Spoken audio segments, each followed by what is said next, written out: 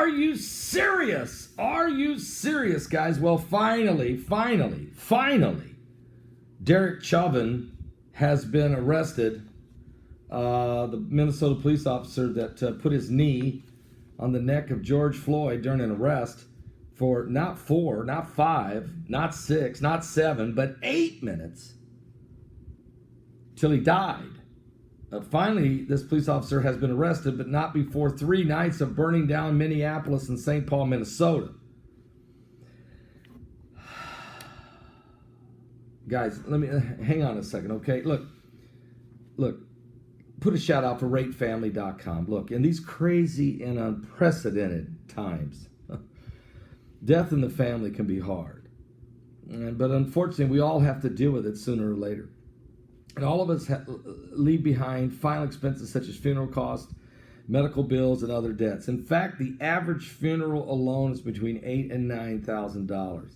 Having no insurance when you die can leave your loved ones with a huge bill with no one, and nobody wants that. Take control of your family's destiny today and have the satisfaction they will financially be taken care of.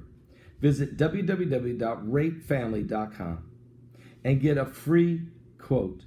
No waiting periods, 100% benefits, even if you've been turned down before. The guaranteed coverage for everybody, no matter the situation. Yes, it's true. They guarantee coverage for everybody, no matter the situation. Some members pay as low as $36 a month due to their income level. And so if you'll visit them at www.ratefamily.com, that's www.ratefamily.com, or pick up the phone and call them at 855-919-RATE. Do it now, 855-919-RATE. You'll be glad you did, and tell them Pastor Begley sent you. Well, guys,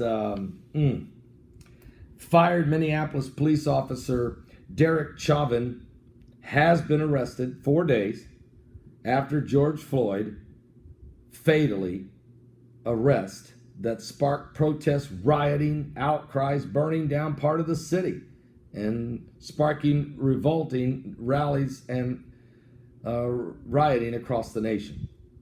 Mike Freeman announced that he had been charged with murder and manslaughter, with the charges scheduled to be released shortly. On Friday, John Harrington, commissioner of the Minnesota Department of Public Safety, announced that Chauvin was taken into custody by the Minnesota Bureau of Criminal Apprehension. We have now been able to put together the evidence that we need.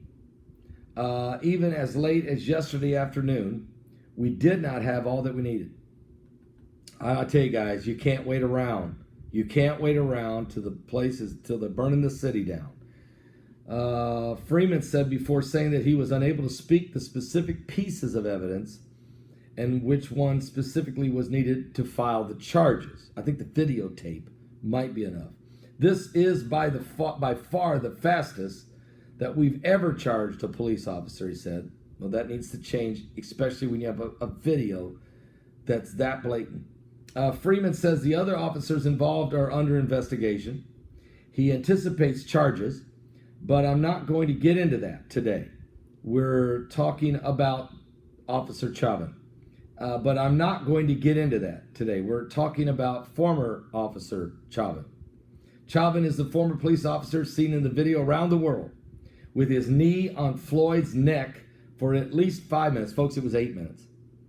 Chauvin is a veteran Minnesota police officer of 19 years. He knows how to arrest people.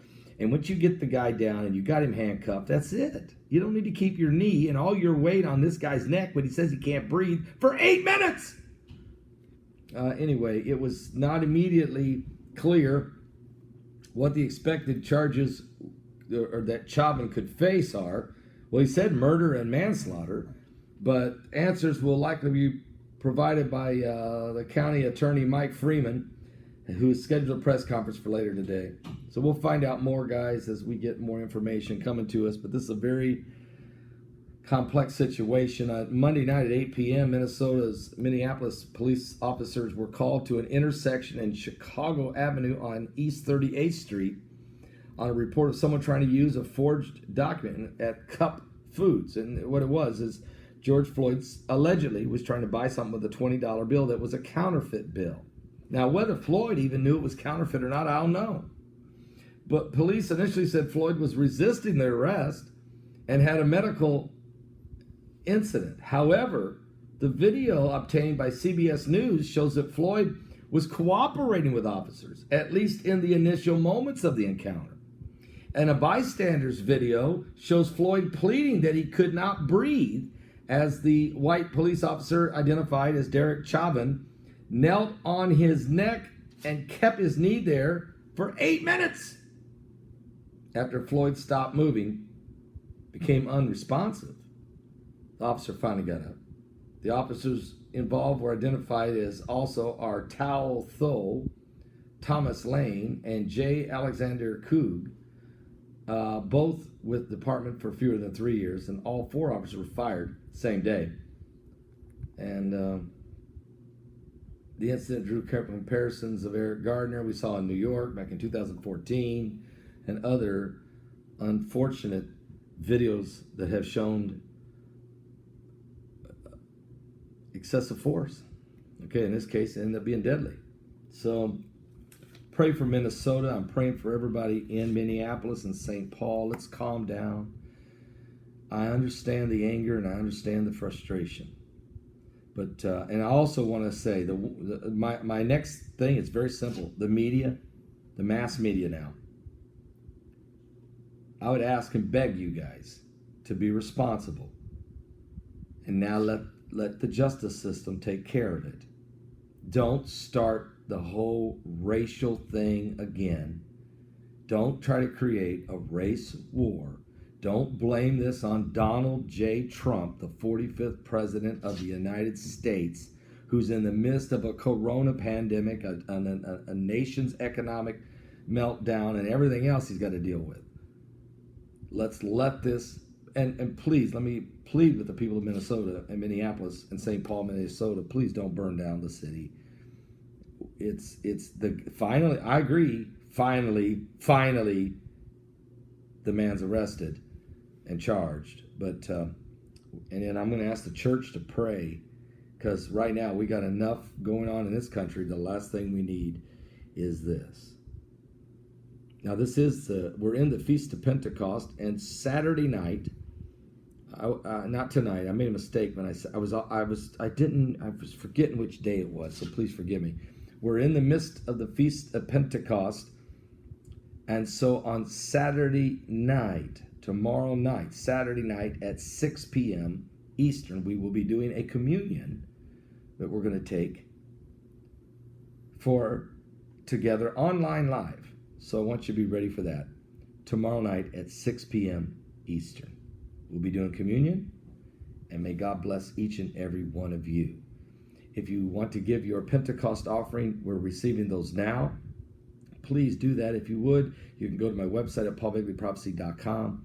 That's www.paulbegleyprophecy.com. As we've been teaching, it is, of course, a free will offering, and you give your however the Lord has blessed you, you give according to how God has blessed you. That's what it says right there in the Bible.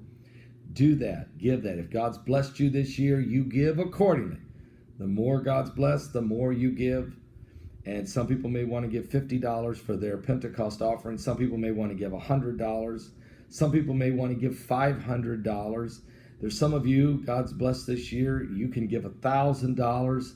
You know, you can answer this question. I can't. Some of you might even give $5,000, and who knows, there's folks out there that God has really blessed. It's been one of those years, and you want to thank Him, and you bring from your heart a $10,000 offering, whatever it is. God puts it, but all I know is this: don't come empty-handed, is all the Lord said, and bring your free will offering to the Lord on the Feast of Pentecost. And let's let the fire of God burn in our hearts, the joy of Jesus Christ. And the Bible says if you give in this offering, there's a commanded blessing on your life. A commanded blessing. That's amazing. When God makes a command and it's a blessing, I want to be overtaken, don't you? God bless every one of you. We love you. I'll be back with more current world events and how they relate to biblical prophecy. We're living in the last days. Give your life to Jesus Christ. We're running out of time.